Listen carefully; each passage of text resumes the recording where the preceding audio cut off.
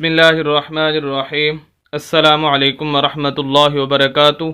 Welcome مائی YouTube channel حافظ شفیق۔ معزز سامعین، امید کرتا ہوں کہ سب خیریت اور عافیت کے ساتھ ہوں گے۔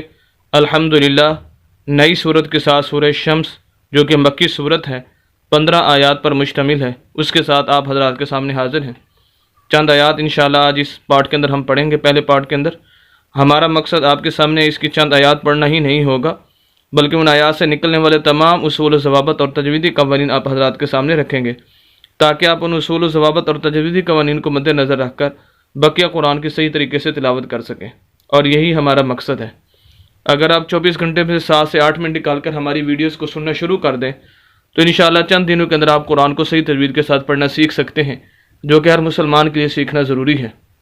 اور اگر آپ آن لائن قرآن شریف سیکھنا چاہتے ہیں تو اس کی بھی سہولت موجود ہے، دیے گئے نمبر پر رابطہ کریں۔ انشاءاللہ آپ آن لائن قرآن پڑھ کر اس کو سمجھنے اور اس کو صحیح طرح پڑھنے کی بھی آپ کے اندر صلاحیت پیدا ہو سکتی ہے۔ تو بہرحال آئیے آج کا سبق شروع کرتے ہیں۔ اعوذ باللہ من الشیطان الرجیم۔ سورۃ الشمس مکیہ۔ بسم اللہ الرحمن الرحیم۔ والشمس وضحاها۔ دیکھیں یہاں پر ہم واو کو شین کے ساتھ ملائیں گے، درمیان میں الف اور لام ہے، ہم ان کو نہیں پڑھیں گے، اور یہ اصول ذہن میں رکھ لیں، چاہے ایک لفظ خالی ہو، چاہے 2 ہوں، 3 ہوں، 4 ہوں، زیادہ سے زیادہ 4 لفظوں تک خالی ہوتے ہیں لفظ۔ تو اگر 1 2 3 4 لفظ درمیان میں خالی آ جائیں، خالی سے مراد ان کے اوپر نیچے کوئی حرکت یعنی زبر زیر پیش نہ ہو، تو ان کو نہیں پڑھا جاتا۔ اس وجہ سے ڈائریکٹ ہم واو کو شین کے ساتھ ملا دیں گے۔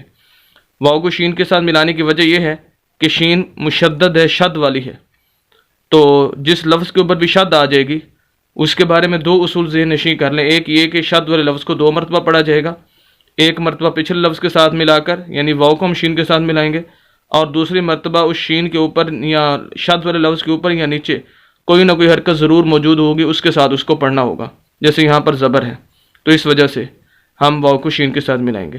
دوسرا اصول یہ ہے کہ شد والے لفظ کو سخت کر کے آواز کو روک کر لفظ کے اوپر زور دے کر پڑھنا ہوتا ہے، جیسے وشم وشم، پھر اسی شین کو ہم آگے میم کے ساتھ ملائیں گے، کیونکہ میم ساکن ہے، یہ ساکن کی علامت ہے۔ جو بھی لفظ ساکن ہوتا ہے وہ خود بخود نہیں پڑھا جاتا، اس کو ہیلپ کی ضرورت ہوتی ہے پچھلے لفظ کی، تو اس وجہ سے شین کو ہم میم کے ساتھ ملائیں گے۔ وشم، سین زیر سی، وشمس وضحاها، ضاد موٹے حروف میں سے ہے، پر کر کے پڑھنا ہے، موٹا کر کے پڑھنا ہے۔ وضو، ایک دیکھیں یہ 2 لفظ ہیں ہا اور ہا، ان کے درمیان فرق ضروری ہے کہ ہا کی آواز حلق سے اور ہا کی جو ہے وہ سینے سے، ان کا جو صحیح تلفظ اور صحیح آواز ہے ان کے درمیان فرق ضروری ہے۔ یہ نہ ہو کہ ہا اور ہا میں فرق نہ کر پائیں، تو اس وجہ سے پھر لفظوں کے اندر اگر فرق نہیں کر پائیں گے، حروف کے اندر فرق نہیں کر پائیں گے ان کے مخارج کے اندر، تو پھر وہ معنی جو ہے وہ تبدیل ہو سکتا ہے، تو اس وجہ سے احتیاط لازم ہے۔ وضحاها وضحاها، پوری آیت۔ والشمس وضحاها، یہ دیکھیں ہا کے آگے الف ہے، آیت پوری ہوگی۔ وقف اور بنا وقف دونوں حالتوں میں ہم ایسے ہی پڑھیں گے کہ ایک زبر اور آگے الف جو ہے اس کو ہم الف کو بھی پڑھیں گے ساتھ۔ آیت نمبر 2، والقمر اذا تلاها، والقمر، واو کو لام کے ساتھ، لام ساکن، قاف موٹے روح میں سے ہے۔ والقمر اذا، زال زبر الف زا، یہاں پر یہ سمجھ لیجئے کہ ہم یہ زال کو کھینچ رہے ہیں، حالانکہ اصول یہ ہے کہ زبر زیر پیش لفظ کو نہیں کھینچا جاتا، بلکہ 3 اصول ہیں زبر زیر پیش کے بارے میں۔ ایک یہ کہ زبر زیر پیش لفظ کو کھینچ کر نہیں پڑھنا ہوتا، دوسرا یہ کہ زبر زیر پیش لفظ کو مجہول نہیں پڑھتے، اور تیسرا یہ کہ جھٹکا دے کر نہیں پڑھتے۔ تو ان کی ڈیٹیل میں ویسے مختلف ویڈیوز کے اندر بتا چکا ہوں، یہاں صرف اتنا بتاؤں گا کہ یہ 3 اصول ہیں، باقی ڈیٹیل دیکھنا چاہتے ہیں تو سابقہ ویڈیوز کے اندر موجود ہے۔ تو بہرحال زبر زیر پیش لفظ کو کھینچتے نہیں، لیکن یہاں پر ہم زال کو کیوں کھینچ رہے ہیں؟ وجہ اس کی یہ ہے کہ اس کے آگے الف ہے، یہ الف، اور یہ الف مدہ ہے۔ ویسے حروف مدہ 3 ہیں، الف مدہ، واو مدہ اور یا مدہ۔ جب یہ اگر ان کی پوری ڈیٹیل دیکھنا چاہتے ہیں تو چینل پر مستقل میں نے ویڈیو بنائی ہوئی ہے، وہاں جا کر دیکھ سکتے ہیں۔ مختصراً یہاں صرف الف مدہ کے بارے میں بتا دیتا ہوں کہ ایسا الف جس کے پچھلے لفظ کے اوپر زبر آ جائے الف مدہ کہلاتا ہے.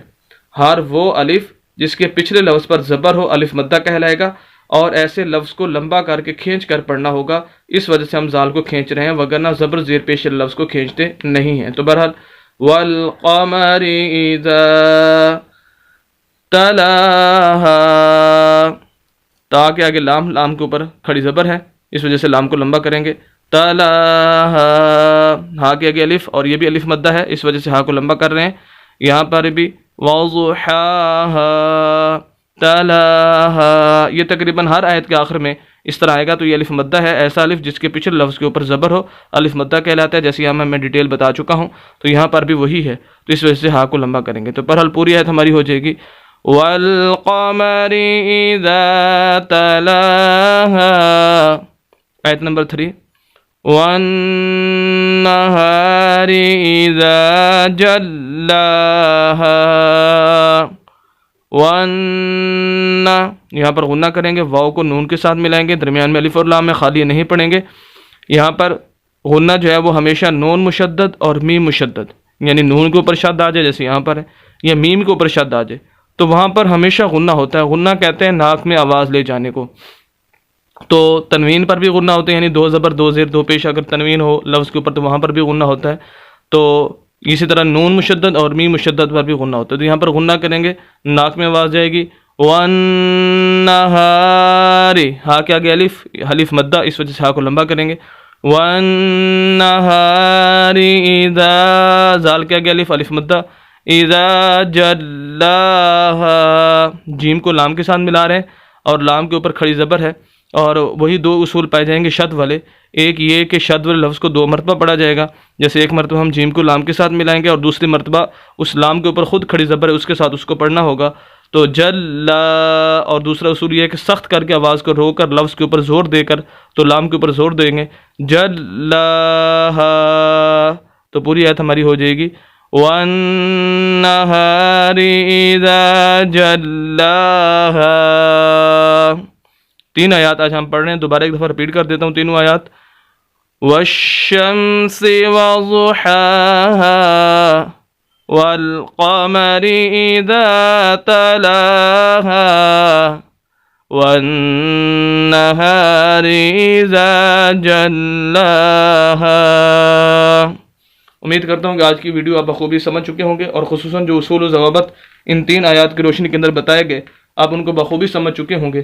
مزید اسلامی ویڈیوز کے لیے اور قرآن کو صحیح تجوید کے ساتھ پڑھنے کے لیے ہماری یوٹیوب چینل حافظ شفیق کو ضرور سبسکرائب کیجیے. صدقہ جاریہ سمجھ کر ہماری ویڈیوز کو شیئر بھی کیجیے.